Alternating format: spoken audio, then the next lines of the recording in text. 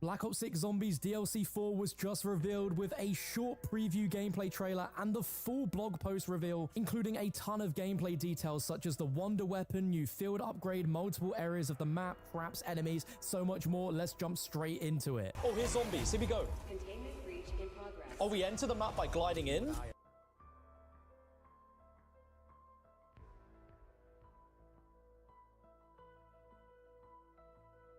We need to talk about the ending cutscene for The Reckoning because, frankly, the end...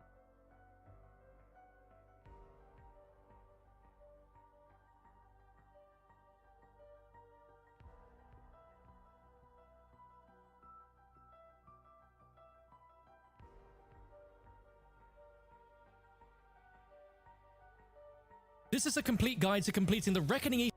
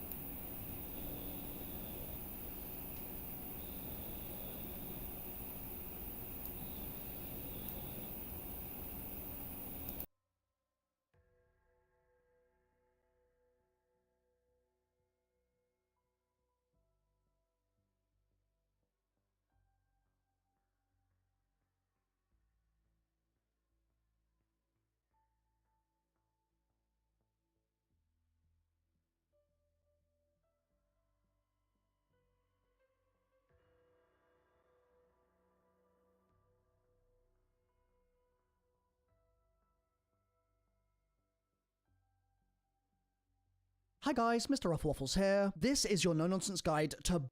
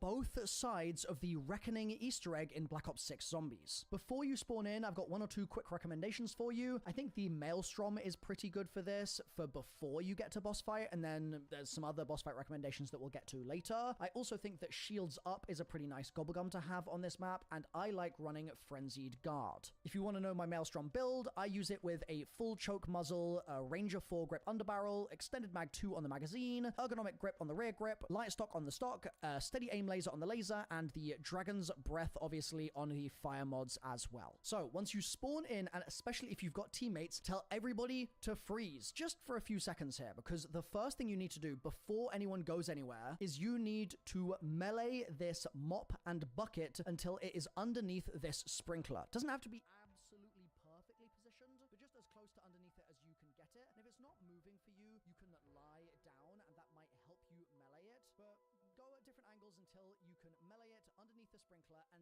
then you can tell your teammates you're allowed to run around, and you can run through the metal detectors, and that's going to cause the sprinkler system to go off, and that will start filling up the mop and bucket.